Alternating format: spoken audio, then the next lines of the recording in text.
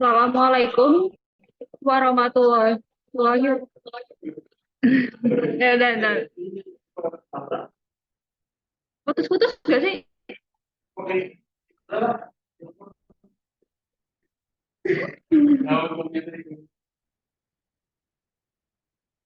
Putus-putus nggak? Oh, ya udah. Oke, mulai ya. Udah belum? Belum. Udah. Assalamualaikum warahmatullahi wabarakatuh. Selamat siang. Kami dari kelompok satu ingin mempresentasikan materi dari kriptografi pada pertemuan ketiga yaitu dasar-dasar teori bilangan. Adapun anggota kelompok satu adalah Rofiro Jagat, Deliana Wahyu Kusuma Ningati, Widya Amelia Putri, Arvino Kiamlail Ramli, Haris Muhammad, dan Karina Nurmelita Malik. Yang pertama ada bilangan prima.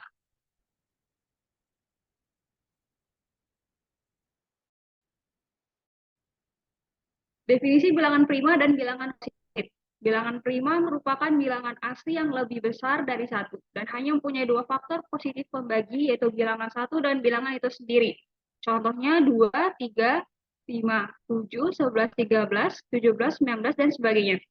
Bilangan komposit merupakan bilangan asli yang lebih besar, di mana mempunyai pembagi lain selain satu dan bilangan itu sendiri. Contohnya ada 4, 6, 8, 12, 14, 16, dan bilangan sebagainya. Sifat dasar bilangan prima, ada 4 sifat penting yang menjadi dasar dari bilangan prima, yaitu bilangan prima merupakan bilangan yang lebih besar daripada satu. Contohnya adalah 2, 3, 5, 7, 9, dan sebagainya. Yang kedua, bilangan prima hanya bisa dibagi oleh satu dan bilangan itu sendiri. Contohnya 2 hanya bisa dibagi satu dan 2. Ketiga, ada setiap bilangan prima adalah ganjil kecuali 2.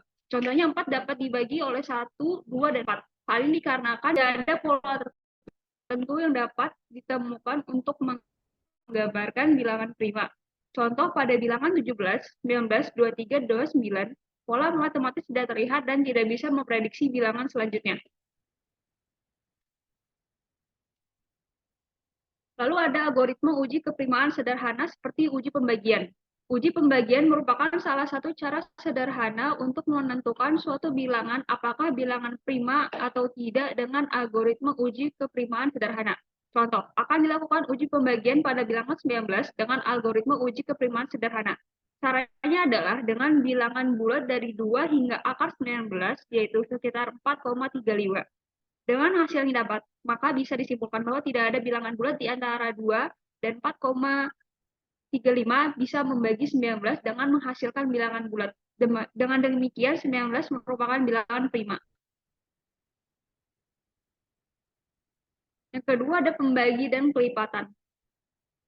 Konsep pembagi dan kelipatan bilangan. Pembagian merupakan proses dasar aritmatika di mana suatu bilangan akan dipecah menjadi bilangan terkecil dengan rata oleh bilangan lain. Contoh, bilangan 161 akan dibagi dengan rata oleh bilangan 7, maka akan dihasilkan dari pembagian tersebut ada 23.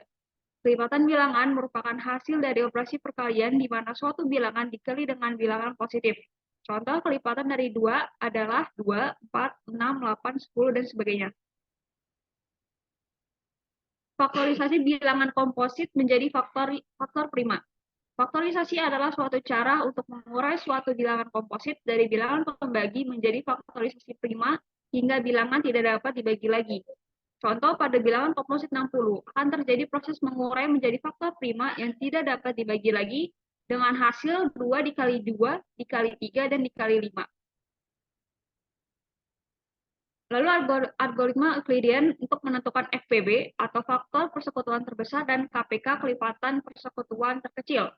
FPB, faktor persekutuan terbesar, merupakan faktor di mana bilangan bulat positif yang paling besar dapat membagi 2 atau lebih bilangan. Contoh, dalam mencari FPB menggunakan algoritma Euclidean akan membagi 2 bilangan, yaitu 24 dan 30. Maka lakukan pembagian bilangan 30 dengan 24 dengan hasil pembagian 1, dengan sisanya yaitu 6. Kemudian bilangan 24 dibagi dengan sisanya yaitu 6, maka akan menghasilkan 4 dan sisanya 0. Jika terdapat sisa pembagian 0, maka FPB 24 dan dibagi 30 adalah 6. Lalu ada KPK atau kelipatan persekutuan terkecil, merupakan bilangan kelipatan terkecil yang terdiri dari 2 atau lebih bilangan positif yang dapat dibagi habis dengan semua bilangan.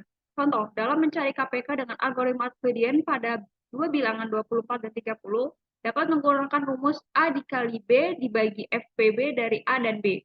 Maka dapat dihitung bahwa 24 dikali 30 dibagi 6 akan menghasilkan KPK adalah 120.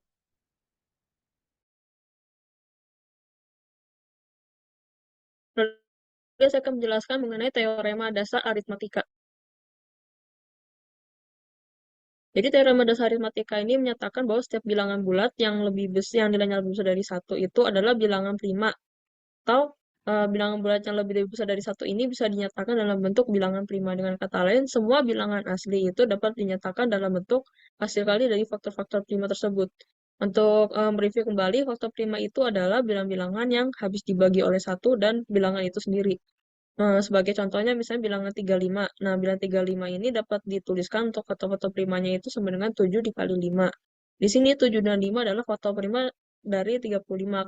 Karena jika 7 dan 5 diuraikan, maka hasilnya adalah 7 dan 1, lalu 5 dan 1.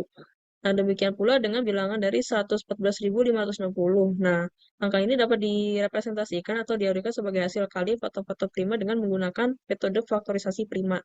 Nah, 114.560 ini jika kita uraikan hasilnya adalah 27 kali 5 dan 179. Jadi 27, 5, dan 179 ini merupakan hasil perkalian dari pangkat bilangan prima. Oleh karena itu, setiap bilangan asli dapat dinyatakan dalam bentuk hasil kali pangkat dari bilangan-bilangan prima. Nah, pernyataan setiap bilangan asli dapat dinyatakan dalam bentuk hasil kali pangkat prima ini dikenal dengan namanya itu teorema dasar aritmatika atau teorema faktorisasi yang unik atau teori faktorisasi prima unik. Misalnya, faktorisasi dari 1092 itu kan 2 kali 3 kali 2 kali 7 kali 13. Maka faktor prima dari 1092 ini adalah 2, 3, 7, dan 13. Bukti nyatanya untuk teorema dasar aritmatika ini adalah sebuah bilangan, yaitu berupa sebuah bilangan komposit yang dinyatakan dalam bentuk hasil kali bilangan prima, dan faktorisasi ini bersifat unik, terlepas dari urutan munculnya faktor prima tersebut. Nah, dari teorema dasar aritmatika ini kita juga dapat lihat ya bahwa tidak hanya bilangan komposit yang dapat difotokan sebagai hasil perkalian bilangan-bilangan prima, tapi juga untuk setiap bilangan komposit itu faktorisasinya adalah unik dan tanpa memperhatikan urutan kemunculan faktor prima.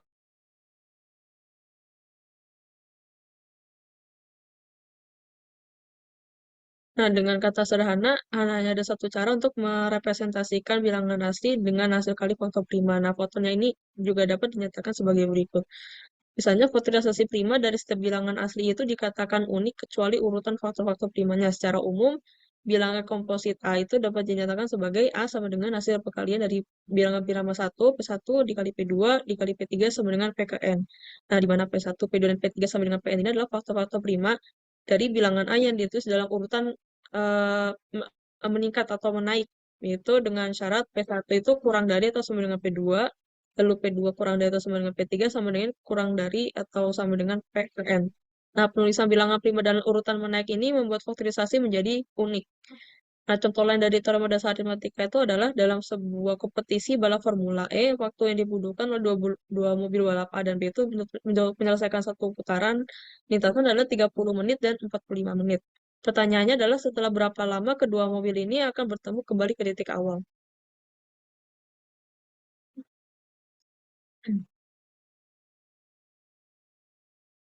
Jadi di sini kita akan menerapkan faktorisasi prima. Nah, di sini karena waktu yang dibutuhkan oleh mobil B itu lebih banyak dibandingkan waktu yang dibutuhkan oleh mobil A untuk menyelesaikan suatu putaran, maka bisa kita asumsikan kalau mobil A itu akan sampai lebih awal dan kedua mobil ini akan bertemu lagi ketika mobil A itu sudah mencapai ke titik awal. Waktu ini dapat dihitung ya, cara mencari waktunya itu dengan mencari LCM. LCM ini maksudnya adalah KPK. Jadi 30 ini jika kita uraikan adalah 2 dikali 3 dikali 5. Kalau untuk 45 sendiri itu adalah 3 kali 3 kali 5. Maka LCM-nya ini adalah 90. Jadi dengan demikian, kedua mobil A dan B ini akan bertemu lagi di titik awal yaitu setelah 90 menit. Lalu yang keempat, saya akan membahas mengenai kongruensi dan modularitas.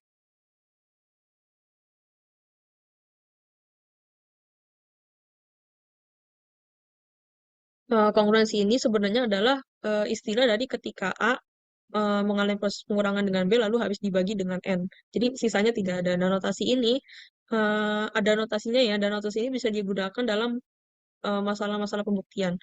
Selain itu, kongruensi juga dapat diubah menjadi suatu persamaan untuk memudahkan penyelesaian. Notasinya itu adalah N dengan garis tegak lurus, buka tutup kurung A dikurang B, yang artinya N ini akan membagi hasil dari pengurangan A dengan B. Nah, pada bagian ini konsep A kongruensi yang tanda sama dengan tiganya ini artinya kongruensi jadi setara. Konsep A kongruensi B atau mod N ini dijelaskan bahwa notasi ini berarti A dan B itu memiliki sisa yang sama ketika A dibagi N. Sisa tersebut ini dapat juga bernilai negatif dalam beberapa kasus tertentu.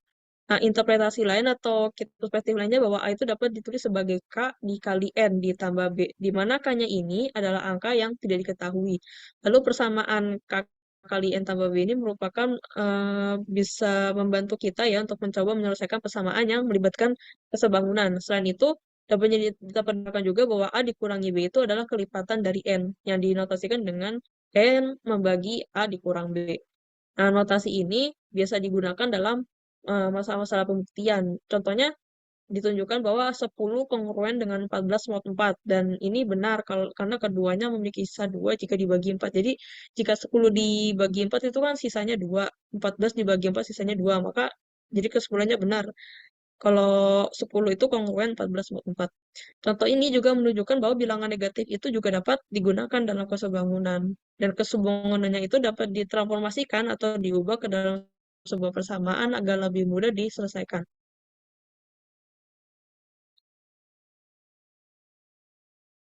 Pada bagian ini juga menjelaskan mengenai konsep kongruensi dalam aritmatika modular. Nah, aritmatika modular itu merupakan yang tadi yang 10 kongruensi 14 mod 4. Nah, ini merupakan operator aritmatika modular. Nah, mereka ini mendemonstrasikan bagaimana cara menentukan kongruen module ini caranya gimana itu dengan menggunakan contoh yang tadi yaitu 10 kongruen 14 mod 4. Nah, mereka di sini juga menjelaskan jika A dikurangi B habis dibagi N, maka hasilnya A akan kongruen dengan B modulo N. Mereka menggunakan bilangan negatif ini sebenarnya sebagai contoh untuk menunjukkan bahwa kesebangunan ini juga berlaku untuk bilangan negatif dan juga bilangan positif. Oke, slide selanjutnya yaitu mengenai sifat-sifat bilangan bulat khusus. Yang pertama ada bilangan ganjil dan genap. Bilangan ganjil itu merupakan bilangan yang tidak dapat dibagi habis oleh 2. Contohnya 1, 3, 5, 7, 9, dan bilangan lain yang tidak bisa habis dibagi oleh 2. Yang kedua ada bilangan genap, merupakan bilangan yang dapat dibagi habis oleh 2. Contohnya 2, 4, 6, 8, 10. Topik selanjutnya mengenai bilangan prima dan bilangan komposit. Bilangan prima merupakan bilangan yang lebih besar dari 1 dan hanya memiliki 2 pembagi positif yang berbeda, 1 dan dirinya sendiri. Contohnya 2, 3, 5, 7, 11, dan lain-lain. Bilangan komposit merupakan bilangan yang memiliki lebih dari 2 pembagi positif, termasuk 1 dan dirinya sendiri. Contohnya 4, 6, 8, 9, 10. Selanjutnya ada bilangan positif dan negatif. Bilangan positif merupakan bilangan yang lebih besar dari 0, contohnya 1, 2, 3, 4, 5. Sedangkan bilangan negatif merupakan bilangan yang lebih kecil dari 0, contohnya minus 1, minus 2, minus 3, minus 4, minus 5, dan lain-lain. Lalu ada bilangan relatif prima atau coprime. Bilangan relatif prima merupakan 2 bilangan bulat yang tidak memiliki faktor persekutuan selain 1. Artinya mereka tidak memiliki faktor pembagi positif yang sama kecuali 1. Contohnya 8 dan 5. Faktor dari 8 yaitu 1, 2, 4. Faktor dari 15, 1, 3, dan 5. Contoh lainnya misalnya angka 14 dan 15. Faktor persekutuan terbesar dari keduanya adalah 1. Selanjutnya saya akan membahas tentang teorema sisa Cina. Pemahaman tentang teorema sisa Cina pada tahun 1809 ketika menganalisis batu yang disebut palas, Carl Friedrich Gauss menemukan kembali metode yang digunakan orang Tiongkok sejak dahulu yang sekarang dikenal sebagai teorema sisa Cina. Jauh sebelum itu, sekitar abad ke-6 Masehi, teorema sisa Cina telah digunakan dalam astronomi Cina kuno untuk mengukur pergerakan planet. Menurut catatan sejarah, masalah pertama terkait teorema sisa Cina tertulis pada buku karya Jenderal Sun Tzu atau juga dikenal sebagai Master Sun. Dalam bukunya yang berjudul Sun Tzu Xuanqing, ia menuliskan persoalan berikut. Ada barang yang jumlahnya tidak diketahui, jika kita membaginya dengan 3, maka tersisa 2. Jika kita membaginya dengan 5, maka tersisa 3. Jika kita membaginya dengan 7, maka tersisa 2. Berapa jumlah barang itu? Di buku tersebut hanya tertulis soal seperti itu tanpa solusi sehingga menimbulkan ketertarikan untuk menyelesaikannya.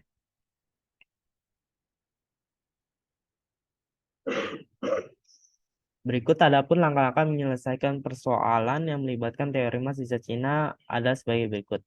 Yang pertama, nyatakan permasalahan dalam sistem kongruensi linear berikut. Yang kedua, pastikan bahwa M1, M2, dan seterusnya semuanya saling relatif prima atau memiliki FPB 1. Jika tidak, sederhanakan terlebih dahulu sistem tersebut dengan menggunakan sifat-sifat kongruensi modulo. Tuliskan XK sama dengan MK pangkat min 1 modulo MK. Dan selesaikan inverse modulo tersebut. Nyatakan solusi sistem sebagai berikut. Gitu.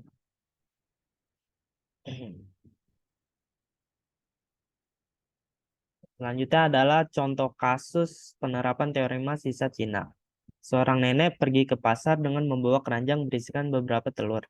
Saat nenek meletakkannya di permukaan tanah, tiba-tiba seorang pemuda datang dan menginjak telur-telur itu secara tidak sengaja hingga pecah semua. Pemuda itu meminta maaf kepada nenek dan ingin mengganti kerugian nenek. Ia pun bertanya, "Nek, berapa telur yang ada di dalam keranjang nenek tadi? Saya ingin menggantinya." Nenek tidak tahu berapa banyak telur di dalam keranjang karena ia tidak pernah menghitungnya. Beruntung saat di rumah nenek sempat menyusun telur-telur di dalam rak telur. Saat nenek menyusun telur pada 3 rak dengan jumlah yang sama, akan ada 2 butir telur yang tersisa. Saat nenek menyusun telur pada 5 rak dengan jumlah yang sama, akan ada 3 butir telur yang tersisa. Saat nenek menyusun telur pada 7 rak dengan jumlah yang sama, ternyata masih ada 2 butir telur tersisa. Pemuda itu pun kebingungan dengan teka-teki nenek tersebut.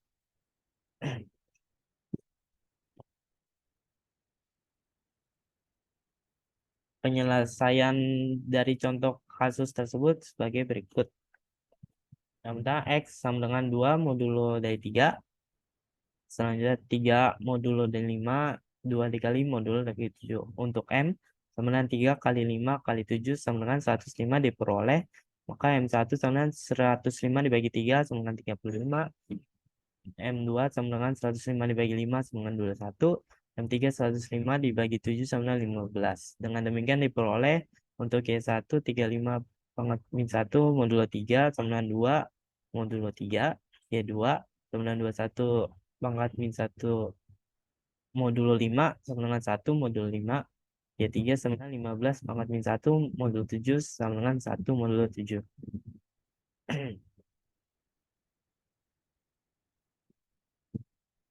Berdasarkan teori sisa Cina, kita dapatkan solusi X sama dengan 2 dikali 35 kali 2 ditambah 3 kali 21 kali 1 ditambah 2 kali 15 kali 1 modulo 105.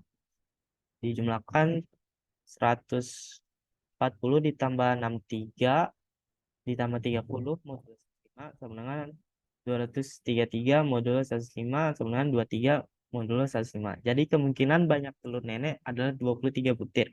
Bisa juga 23 ditambah 105 sama 128 butir dan seterusnya. Tentu saja nenek dapat memperkirakan seberapa banyak telurnya meskipun tidak persis. Ini artinya permasalahan telur nenek telah terselesaikan.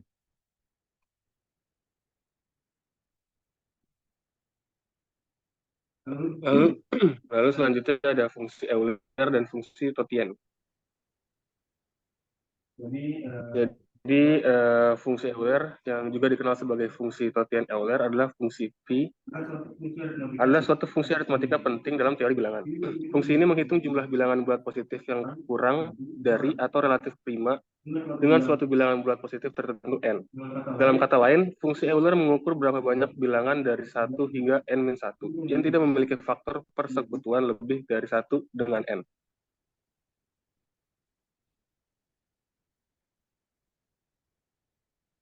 Nah, sifat-sifat dari fungsi Euler ini yang pertama ada, jika P adalah bilangan prima, maka P sama dengan P min 1, P min 1. Karena setiap bilangan kurang dari P pasti relatif prima dengan P. Lalu yang kedua, jika A dan B relatif prima, maka phi AB sama dengan phi A kali phi B. Ini disebut juga sebagai sifat multiplikatif dari fungsi Euler. Lalu yang ketiga, untuk bilangan prima P dan bilangan bulat positif K, maka menjadi phi P pangkat K sama dengan P pangkat K dikurang P pangkat K min 1. Lalu untuk umumnya untuk bilangan bulat positif N yang memiliki faktorisasi prima N, P1 pangkat K1 kali P2 pangkat K2 dan seterusnya, maka menjadi phi kali N sama dengan N kali 1 min 1 per P1 kali 1 min 1 per P2 dan seterusnya.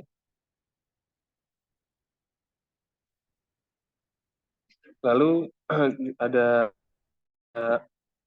perhitungan nilai fungsi Euler. Nah, untuk menghitung nilai Vn, Anda dapat menggunakan sifat-sifat yang telah disebutkan di atas. Terutama jika faktorisasi prima dari n sudah diketahui. Misalnya jika n sama dengan 12, maka faktorisasinya adalah 12 sama dengan 2 pangkat 2 kali 3. Sehingga Pi 12 sama dengan 12 kali 1 min 1 per 2 kali 1 min 1 per 3 sama dengan 4.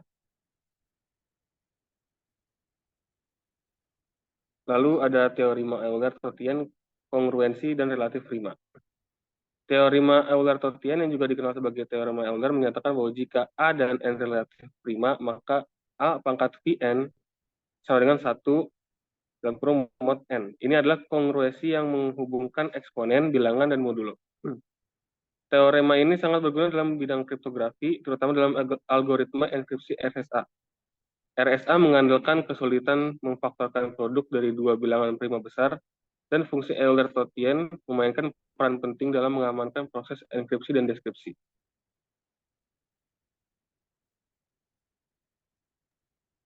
Selanjutnya ada teorema Fermat dan teorema Euler.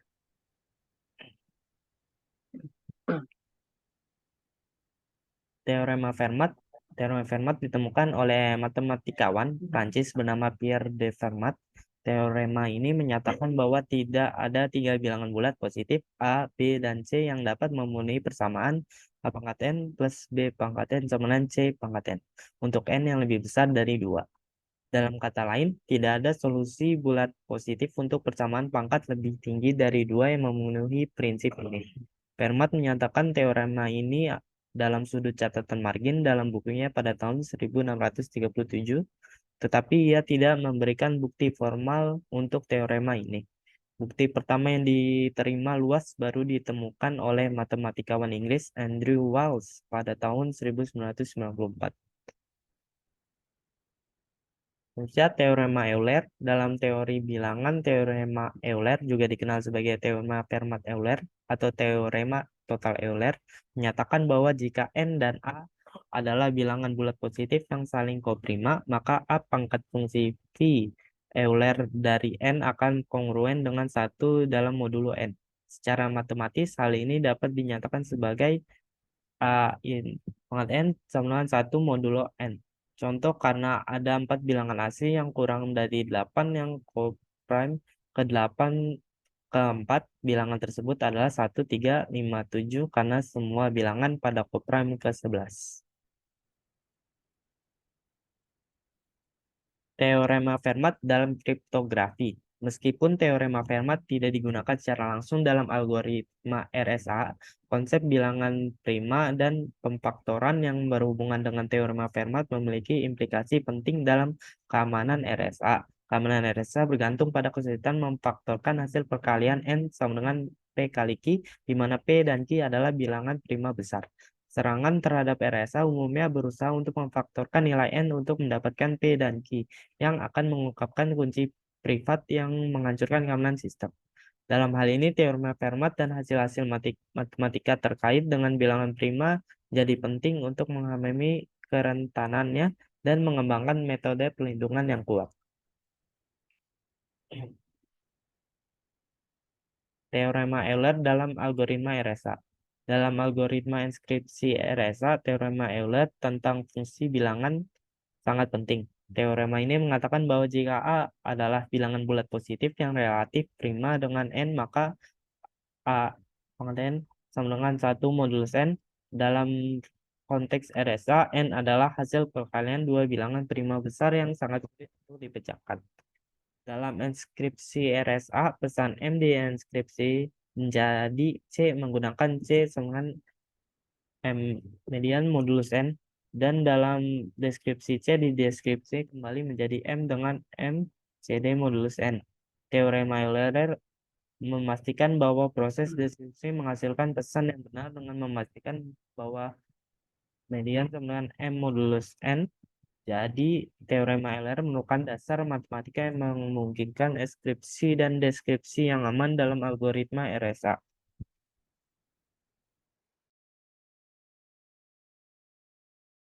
Ya, selanjutnya ada bilangan prima khusus.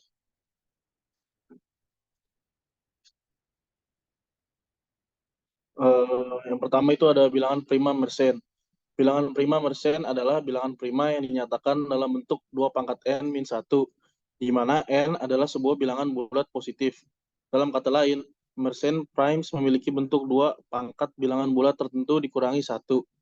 Contoh bilangan prima Mersenne adalah 3, 7, 31, 127, dan seterusnya. Namun, tidak semua nilai N akan menghasilkan bilangan prima Mersenne. Sejauh ini, beberapa bilangan prima Mersenne terbesar yang ditemukan memiliki nilai N yang cukup besar.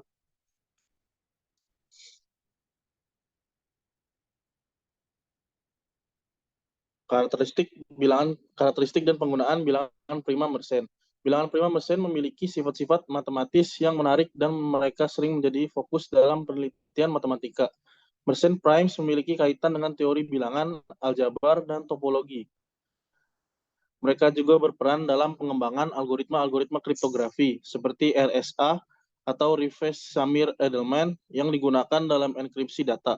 Selain itu, para peneliti juga tertarik dengan penemuan bilangan prima Mersenne baru karena nilai N yang besar dapat membantu menguji batasan kinerja komputer superkuat dalam penghitungan besar. Selanjutnya ada bilangan prima Fermat. Bilangan prima Fermat adalah bilangan prima yang dinyatakan dalam bentuk 2 pangkat dalam kurung 2 pangkat N plus 1, di mana N adalah sebuah bilangan bulat tidak negatif. Dalam kata lain, Fermat primes memiliki bentuk 2 pangkat bilangan bulat tertentu ditambah 1. Namun, serupa dengan bilangan prima Mersenne, tidak semua nilai N akan menghasilkan bilangan prima Fermat. Contoh bilangan Fermat itu ada 3, 5, 17, 3 sama dengan 2 pangkat 0 plus 1, 5 sama dengan 2 pangkat 2 pangkat 1 tambah 1, dan seterusnya.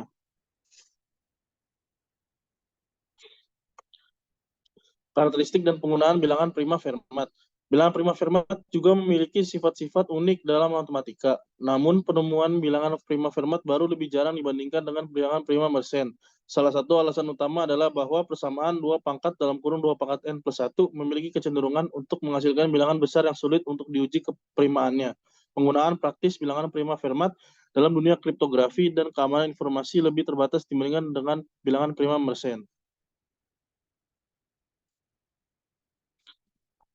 Persamaan Diophantine adalah persamaan matematika yang melibatkan variabel-variabel bilangan bulat atau integer, dan tujuan utamanya adalah untuk mencari solusi-solusi bilangan bulat dari persamaan tersebut. Persamaan Diophantine dinamai dari matematikawan Yunani kuno Diophantus yang dikenal sebagai Bapak Aljabar. Bentuk umum dari persamaan Diophantine adalah A1 X1 plus A2 X2 dan seterusnya plus AN XN sampai sama dengan B, di mana A1, A2 dan seterusnya AN adalah koefisien konstan. X1, X2 sampai Xn adalah variabel-variabel bilangan bulat yang mencari solusinya, dan B adalah sebuah konstanta. Metode penyelesaian persamaan Diophantine menggunakan algoritma Euklidian diperluas. Algoritma ini melibatkan langkah-langkah berikut. Algoritma Euklidian biasa untuk menghitung faktor terbesar bersama. Pertama, kita menggunakan algoritma Euklidian untuk menghitung faktor terbesar bersama G atau GCD dari dua koefisien A dan B dalam persamaan. Faktor ini dapat membantu memahami sifat-sifat solusi. Yang kedua, menggunakan identitas Bezout. Jika GCD dari A dan B adalah D, dan D membagi konstanta C dalam persamaan, maka persamaan memiliki solusi. Dalam hal ini, kita dapat menggunakan identitas Bezout untuk menemukan pasangan bilangan bulat X dan Y sehingga AX plus BY sama dengan D. Yang ketiga, solusi umum. Jika persamaan memiliki solusi, kita dapat menemukan solusi-solusi lain dengan menambahkan atau mengurangkan kelipatan dari solusi pertama pada X dan Y, sesuai dengan sifat-sifat persamaan Diophantine. Yang keempat, menemukan batasan solusi. Solusi-solusi yang ditemukan harus mematuhi batasan bilangan bulat. Oleh karena itu, kita perlu memeriksa apakah solusi-solusi yang dihasilkan sesuai dengan batasan ini. Sekian dari kelompok kami, kurang lebihnya mohon maaf. Wassalamualaikum warahmatullahi wabarakatuh.